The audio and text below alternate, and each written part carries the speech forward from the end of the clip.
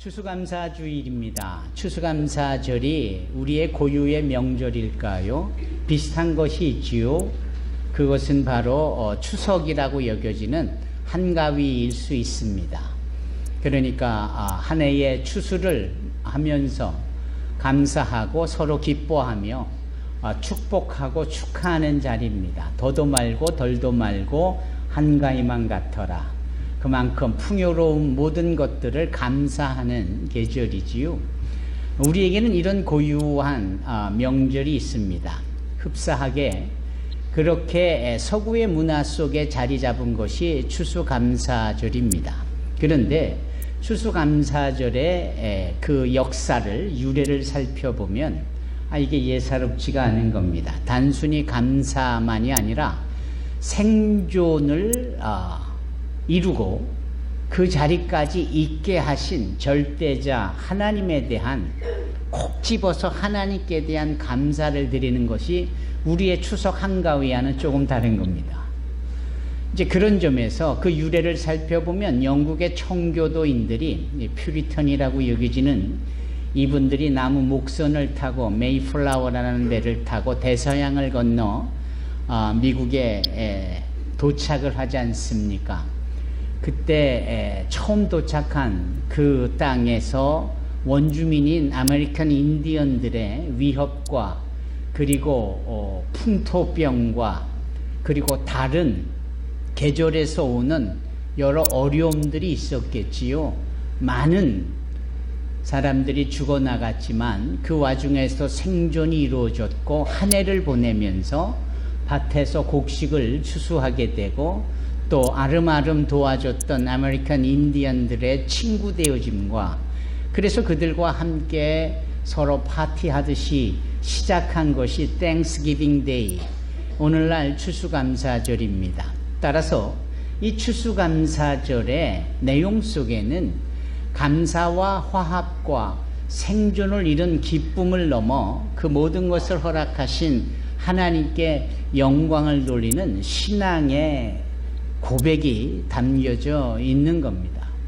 좀 다른 차원에서 접근을 해보면 한 120여 년 전에, 약 120여 년 전에, 정확하게 콕 찍으면 1902년에 우리나라에서도 소위 먹고 살기가 힘든 그때에 정보를 얻습니다. 미국에서 오신 알렌 선교사님의 그 정보를 얻어서 저 태평양 한가운데에 하와이라는 섬이 있고 그곳에 슈거케인, 즉 사탕수수밭이 있는데 일할 사람을 모집한다 하니 평소에 부지런하고 성실한 이 한인들이 그 소식을 가지고 자신들이 가서 일을 하겠다라고 하는 겁니다. 이때에 인천의 내리교회가 이왕이면 교회에서 예배를 드리고 하나님을 잘 섬기는 성도들을 중심으로 그 하와이의 호놀룰루에 먼저 보내게 됩니다. 그때 처음 도착하신 분이 한 100여 명 되는데 참 고생스럽지요. 그 장거리를 배를 타고 오랫동안 도착하고 그리고 그곳에서 말도 물도 다른 모든 것이 새로운 곳에서 정착하며 살고 그리고 사탕수수밭에서 열심히 일을 해야 된다는 것이 여간 고된 일이 아닌 것이었어요. 얼마나 힘들었겠습니까? 그런데도 이분들이 소위 크리스천들, 성도였기에 도착해서 먼저 하나님께 감사 예배를 드립니다.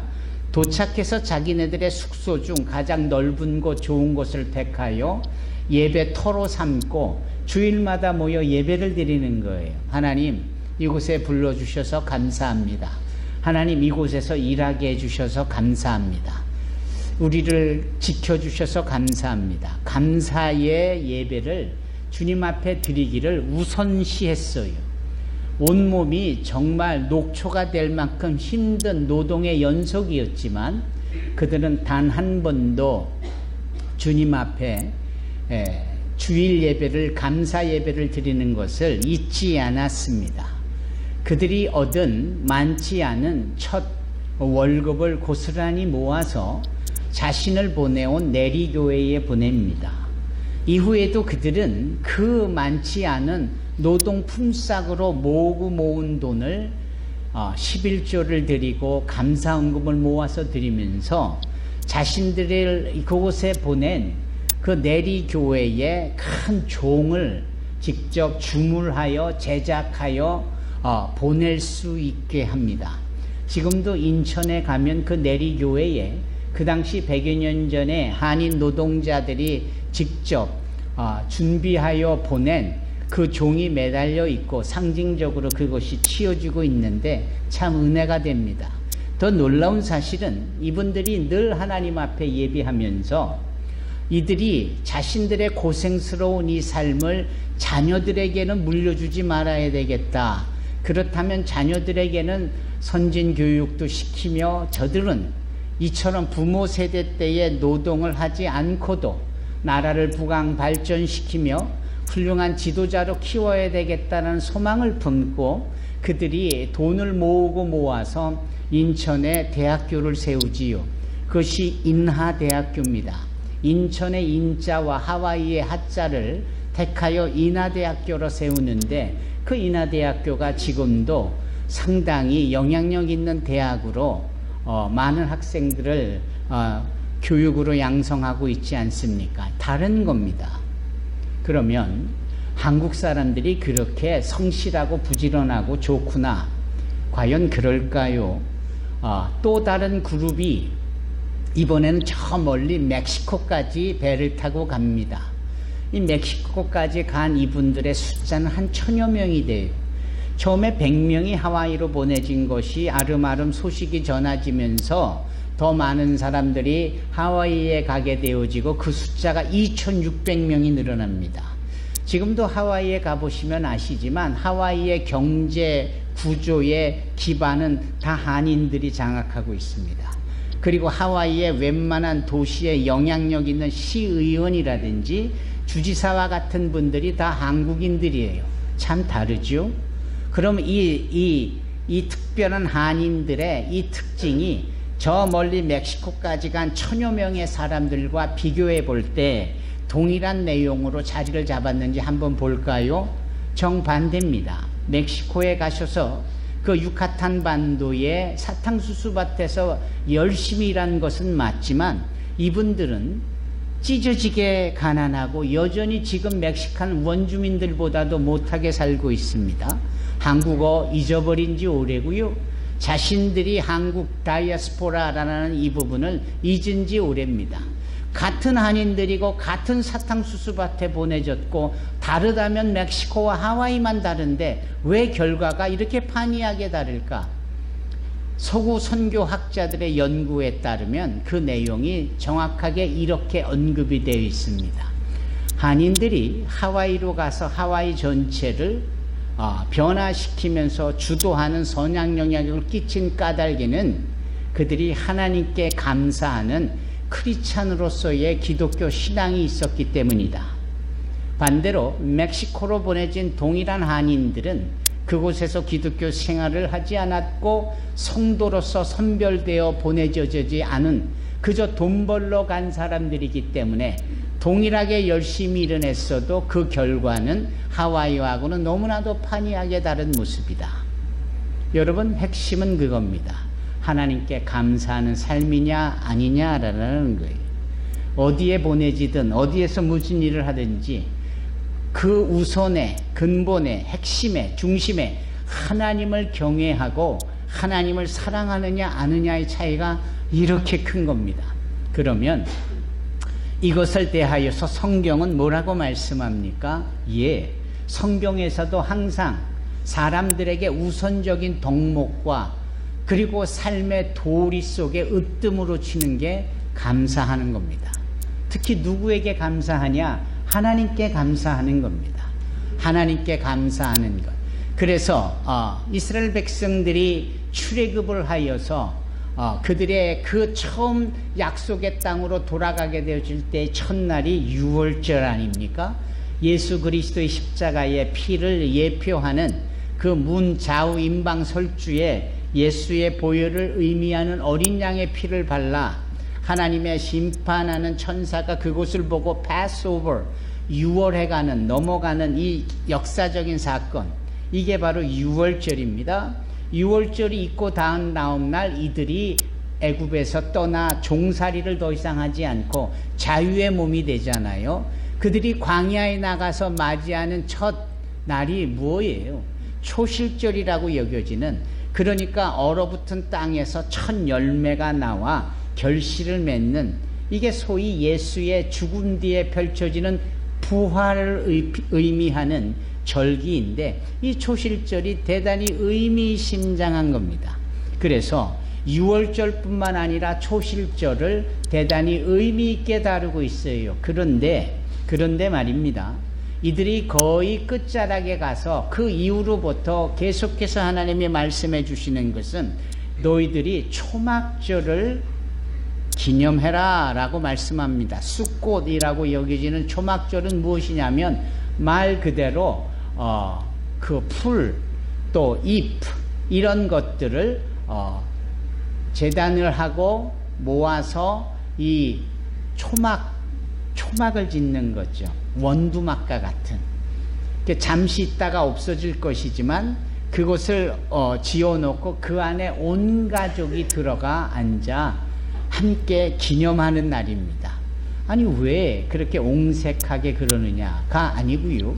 그 초막절을 통하여서 소위 온 가족이 안전을 보장받고 거기까지 오기까지 주님이 동행하시면서 때를 따라 돕는 은혜를 베풀어 주셨고, 모든 필요, 즉 물이나 하늘에서의 만나나 또는 이 신발이 닳아지지 않게 하는 역사나 또 춥지 않도록 주어진 의복이나 이 모든 것을 예비했다라는 것을 이 부모가 자녀들에게 자꾸 상기시켜 주는 겁니다.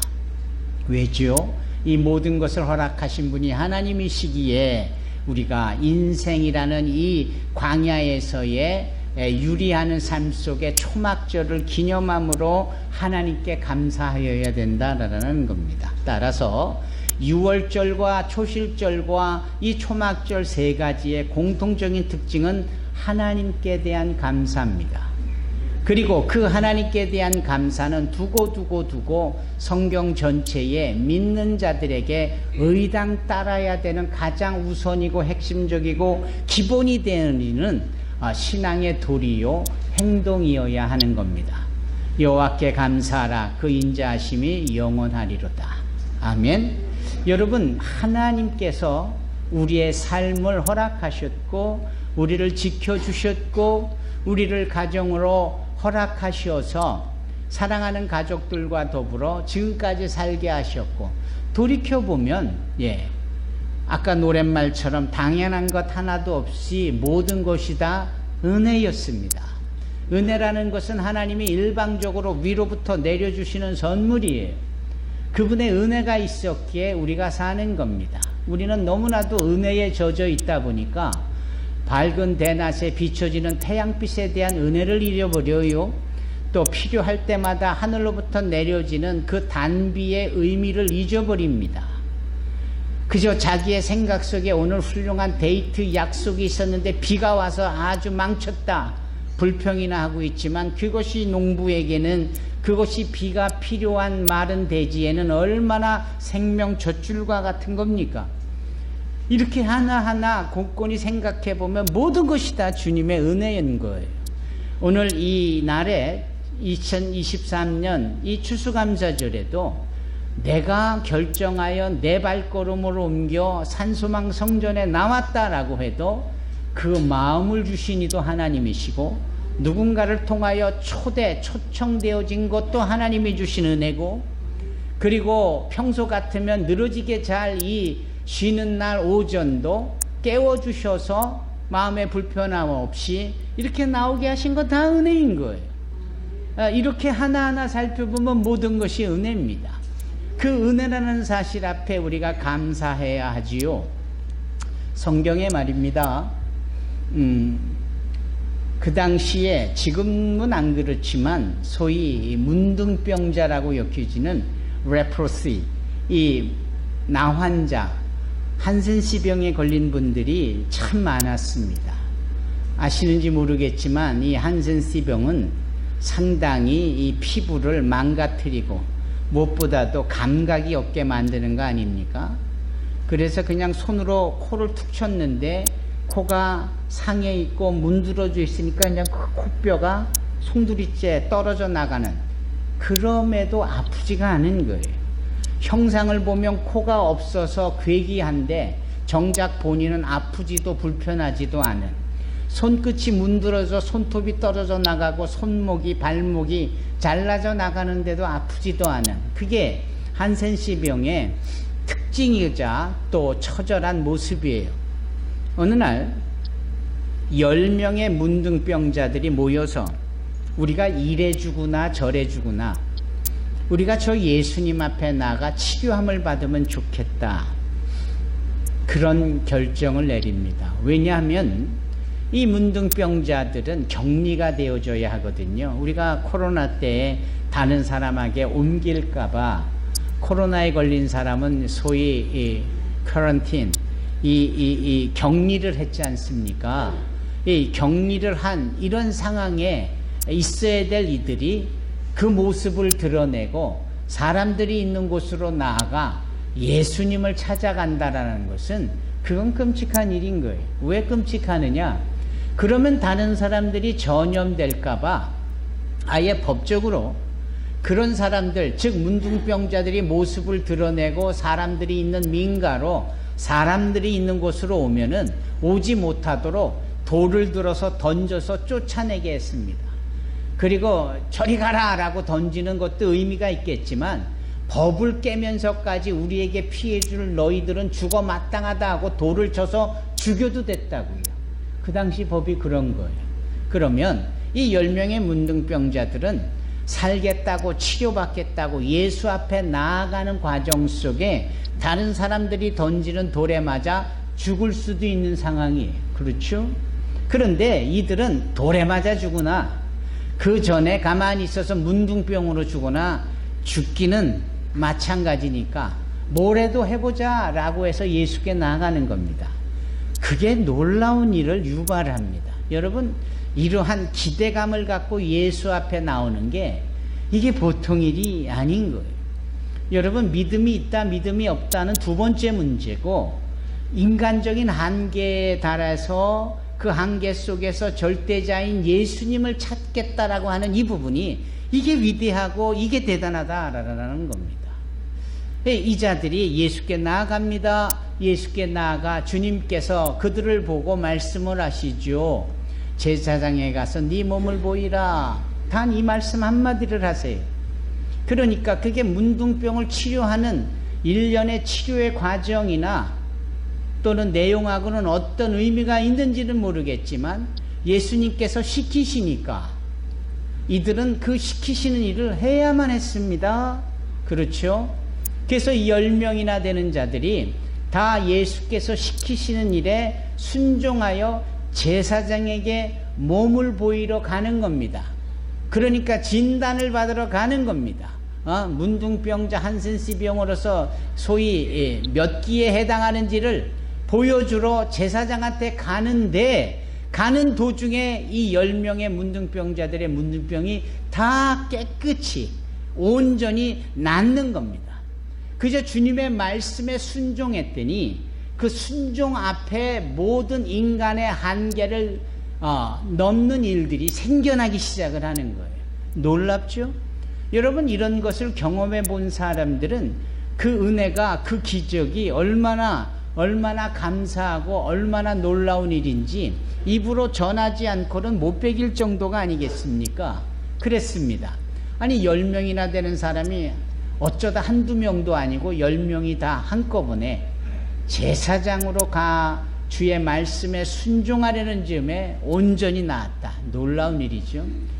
얼마나 뛸 듯이 기뻐할 일입니까? 그래서 이 문둥병자들이 순간 자신의 피부가 정말 완전하게 치유되어진 것을 알고 기뻐합니다. 그리고는 환호를 지릅니다.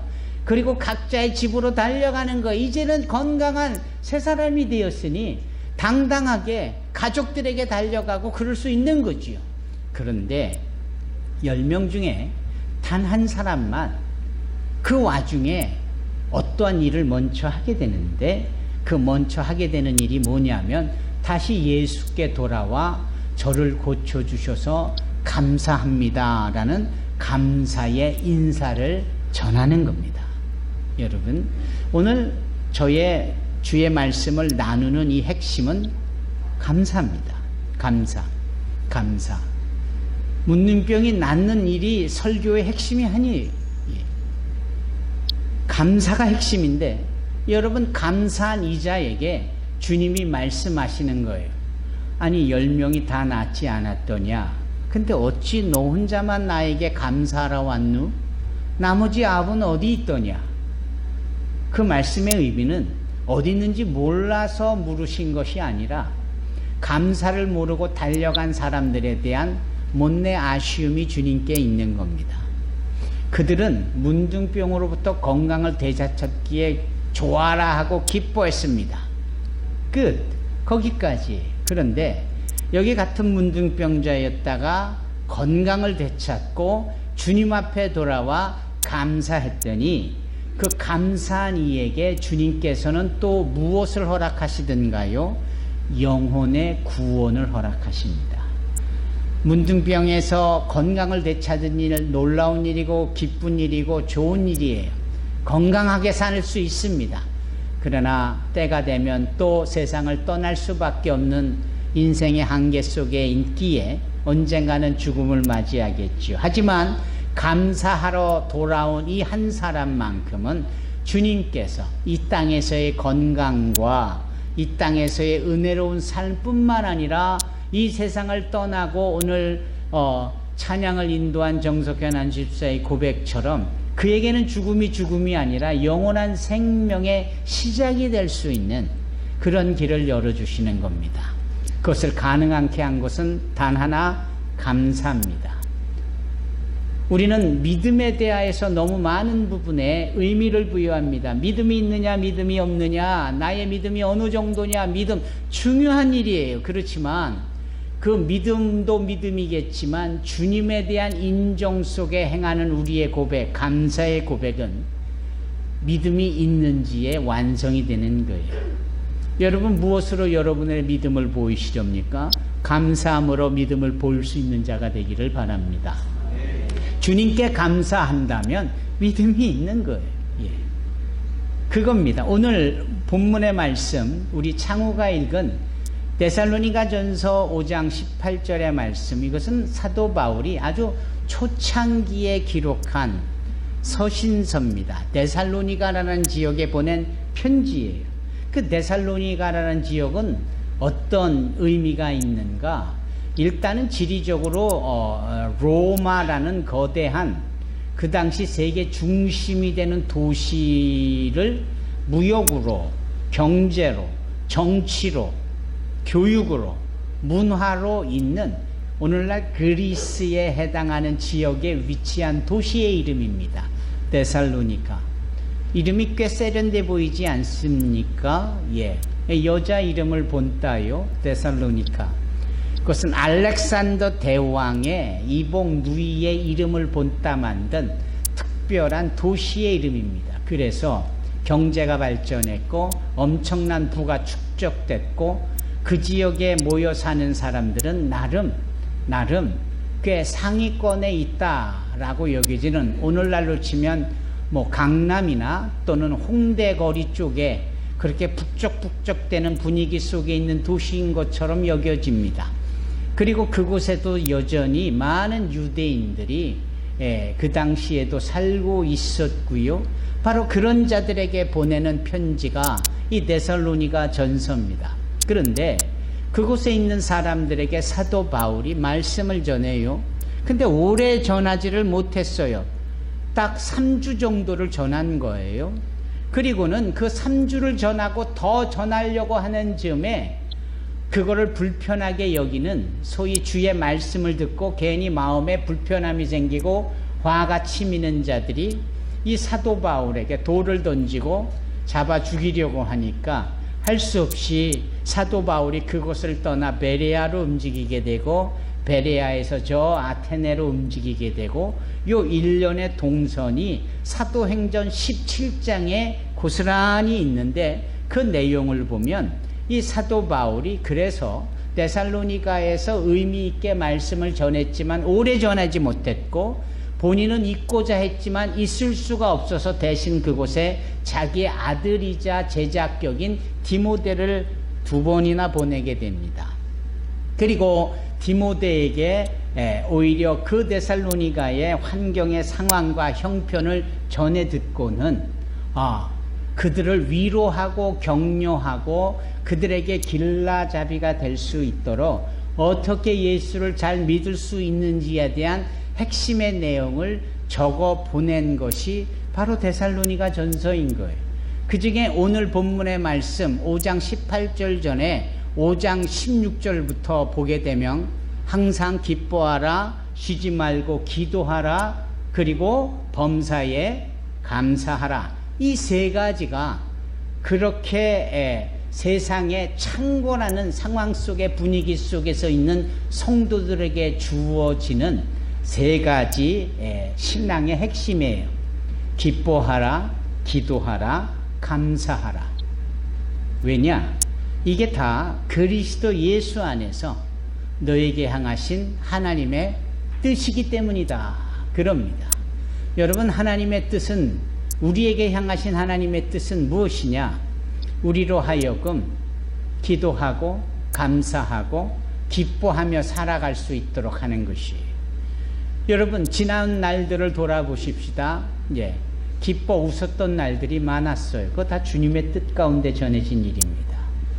여러분, 우리 가운데는 기도 한 분도 계셨겠고 기도하지 않은 분도 계셨겠지만 아유 어쩌노 하고 가슴을 치거나 소위 안타까워하는 마음을 품었다면 사실은 그것도 기도예요. 다만 그것을 예수 그리스도의 권세 있는 이름으로 고백하여 주님 앞에, 하나님 앞에 올려드려야 기도지만 적어도 그런 마음들이 계셨단 말이죠. 무엇보다도 오늘 추수감사주일에 즈음하여 우리에게 강조하고 계시는 것, 우리에게 방점을 찍으시는 것이 뭐예요? 감사해라 라는 거예요.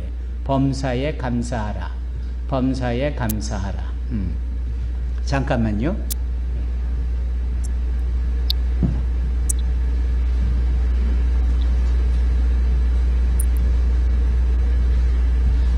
여기 2023년을 살아오면서 감사했던 내용 23가지를 적어서 올리십사 그랬더니 다는 아니시지만 귀한 분들이 감사의 내용을 2023년이나 23가지를 더 계시겠지만 그 중에 온 가족이 함께 보낸 내용을 제가 읽어봐 드릴게요. 먼저 아버지 거 같아요. 하나님, 매일 아침 기도로 하루를 시작할 수 있게 해주셔서 감사합니다. 저에게 귀한 아내와 귀한 아들, 귀한 가정을 주심에 감사합니다. 주일에 가족과 함께 예배를 드릴 수 있도록 해주셔서 감사합니다. 산소망교회에 마음을 두고 의지할 수 있게 해주셔서 감사합니다. 두 분의 목사님을 통해 말씀 전해주시고 깨닫게 해주심에 감사합니다. 계절의 변화를 눈으로 보고 피부로 느낄 수 있게 해주셔서 감사합니다. 가게에 오시는 손님 한 분 한 분을 섬길 수 있게 해주셔서 감사합니다. 가게에 좋은 알바생들을 보내주셔서 감사합니다. 여기서 누군가는 이렇게 생각할 걸, 아이 참 별걸 다 감사하네. 그러나 사람 좋은 알바생들을 보내주셔서 속색이지 않고 가게에서 열심히 일할 수 있다. 이게 얼마나 좋은 일입니까? 그걸 주님께서 하셨다라고 감사하는 이게 좋은 장모님과 처형네 가족들을 만나게 해주셔서 감사합니다. 약간 아내에 대한 아부성도 없지 않아 있어 보이지만 아닌 것 같아요. 가족의 건강을 지켜주셔서 감사합니다.